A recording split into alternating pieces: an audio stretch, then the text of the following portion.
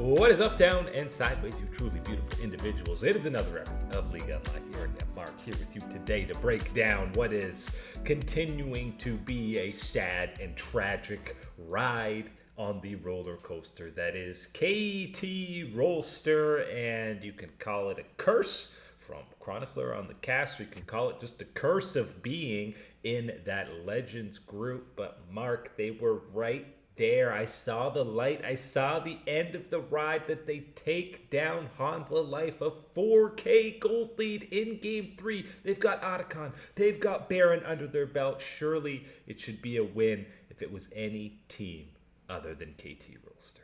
Oh, man. Lock him up. Lock Chronicler up. He's been around the LCK long enough that you don't drop the E word when anything is going on like that for KT Rolster.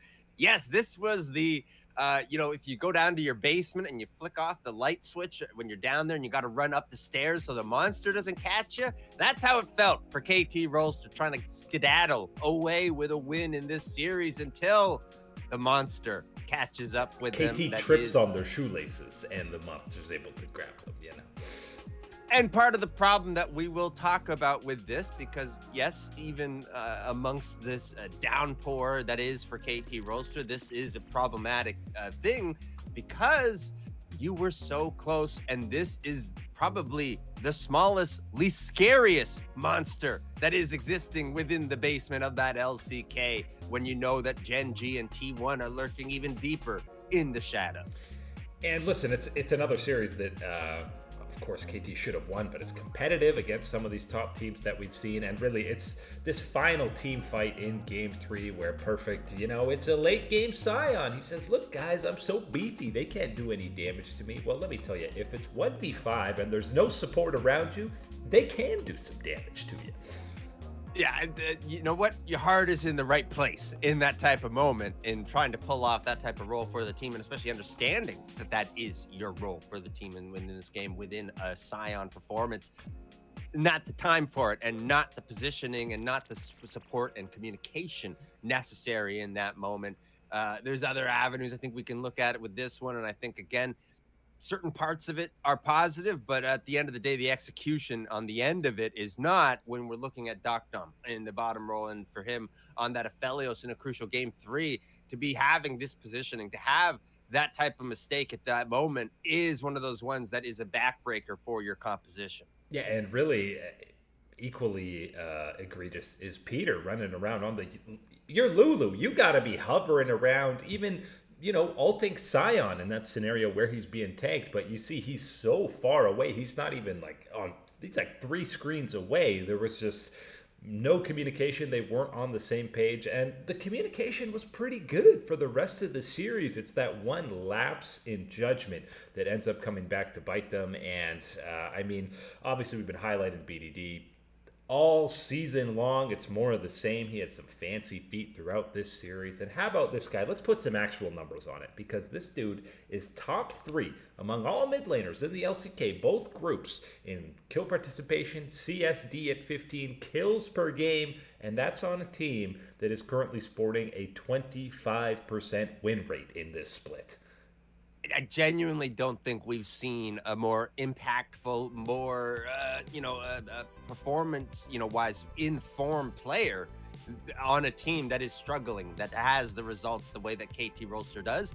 And now, is that a conversation about KT and the format of the LCK, where they are up against this incredible boulder they need to push up this, insurmountable slope, where it is Gen G, it is a T1, and then, hey, on your break days, you're still getting, filled up with Hanwha Life and Nongshim, which are competitive tier teams in the LCK in the grand scheme of things around the global community as well.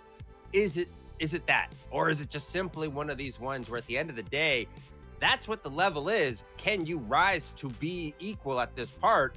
And so far, all we've seen in this LCK is that KT is not equal, no matter what the combination of the parts, no matter what the combination of individual performances on the day. It's not enough to be there with a Hanwha Life. And if it's not there to be there with a Hanwha Life, hey, sure as heck ain't gonna be there against a Gen G and against a T1. Yeah, because this Hanwha now, this is a couple series in a row. I know they just had a competitive 3-game set against Gen G, but noticing a trend of Zeus individually getting some massive leads, but BDD had his way around Zeka this matchup, and we're used to seeing what the T1 and Gen G bot lane does to Docdom and Peter or Wei, whoever's starting, and it's absolute massacre. But despite that last positioning error out of Docdom, he was more than holding his own against Viper, and that's a few series in a row now where Viper has been pedestrian in the bot lane. And again, another one where you question, is this because of how amazing T1 and Gen G have been that you look at it in this light? But when you're examining those games, those recent performances from Hanwha Life, and knowing what that standard is to be one of these excellent top tier teams in the region, yeah, you have to put that type of criticism. You have to take that type of examination at it when you're talking about a player like Zeka, like Viper, and even someone like Zeus, who has been that star addition that has delivered star performance, delivered that type of difference making that you were looking for. But I don't think it has been quite necessarily synergized right with the rest of this lineup to find the avenues to benefit from these plays, from that skill. I think that's one of those things that we saw at their peak was working and was at that top tier within the region at the very beginning of the year. But I think as everybody has retooled, caught themselves back up and improved throughout this year and found extra levels, we haven't seen the same from the individual stars of this Hanwha Life team. And I'm going to say it now. KT feels like something that's waiting to burst, to get one of these upsets actually go all the way through. And I wouldn't be shocked, I'm not using the E word by any stretch, I wouldn't be shocked if that big upset doesn't come through until one of these playoff rounds where maybe they're underestimated. They're just so unbelievably hungry and motivated for one of these wins against the top three. I wouldn't be shocked if KT comes away with something like that. I feel like it's a seesaw, right? And it's on kind of one end, you're diving into the most amazing, refreshing, cooling pool that you've ever been to. It's the most amazing summer escape. And on the other side, it's sludge pool. This is where Sludge Mountain leads And down they're towards. deep in that sludge. Can't even see out of it right now. That's how extreme that the seesaw is going up and down for me when I'm feeling about this, because on one side, again, thinking they get anybody that's not a Gen G, a T1, surely this type of downpour and testing that you have been put under is going to create a diamond from that pressure. Or is it simply that you are not going to be anything and you're just a pebble that is never turning into a diamond? It's one or the other. They're either tilted off the face of the earth and can't beat anybody, or they're coming away with some type of upset when playoffs do roll around. We're headed to the laundromat in the LPL because we might have somebody who's a bit crispy clean washed, and we're talking about our boy Scout. And that's within this series. You see him go toe-to-toe against Knight and BLG. He picks up an MVP. You can talk about warranted or not, whether he should have got the MVP in the second game. But then you have one of the most egregious individual performances of a professional player, especially one who has gotten multiple MVPs and is a world champion. My man goes 1-8 on a broken pick in the Aurora Enmark. Some of these deaths are not him being outplayed or sacrificing for the team. They are just head-scratching, question mark ping, spamming moments. This was bad. And I preface that, being very careful about this one. I never try to be too negative or, attacking a player in any type of situation type of thing. And understanding that, yes, it can look certain type of ways on an individual, but it is a team sport. It is a team effort at the end of the day when you're looking at a lot of these things. And there are things behind the scenes we don't see. But what we did see were some incredibly bad decision-making choices and execution from the side of Scout in that crucial game 3, a crucial game 3 in series that JDG really actually needed to have within these LPL standings, and especially against a team like BLG, and to have that type of opportunity, take them down and add a W to that line, to your score line, would have been big for this JDG squad. And certainly Scout did his best and did his performance and carried his part of the load in those first 2 games. And you get to this third game, and that's where I think we have to have that conversation of whether this is simply he's washed, he individually lost this game for this team. And I think that label is one that you don't throw around lightly, but really does deservedly fit in this one when you see some of the mistakes, some of the teleport choices on this Aurora. Again, an Aurora, a champion with tons of power and game-breaking player ability built into it. Broken player was there, is the way that it seemed like for Scout in that third game going up against Knight. And again, Knight on his zigs on the other side is the thing that's being it is not the look that you want to have. I understand it went bad early in that game and it was, almost impossible to dig yourself out. But still, this was not a good performance and one of those ones that carries on this conversation, this storyline that has been brewing due to his struggles throughout the course of this year, and the way that we have seen that there is still higher potential for this JDG team if that perform and turnaround and contributions from Scout can come through for them.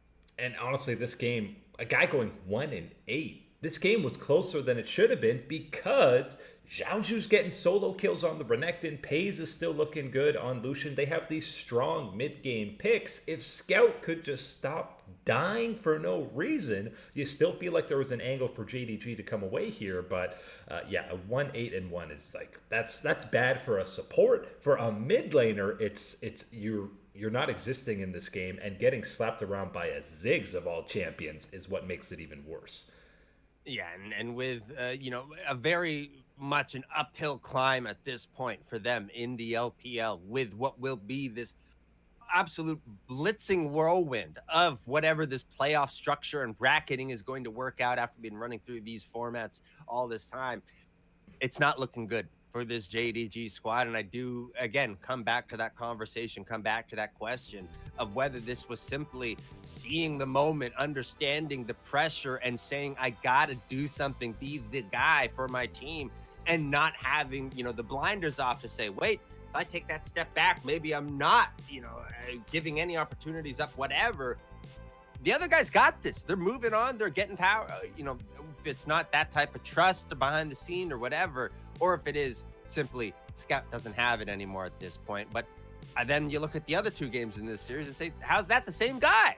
Yeah, and I mean, now they look pretty destined to be in this 5-6 range for the Ascent group, which means they're they got a collision course with somebody maybe like NIP EDG that telling me they couldn't beat them in a best of 5. It's looking like this form they probably could. DoinB or Angel matching up against Scout right now. I don't like those odds.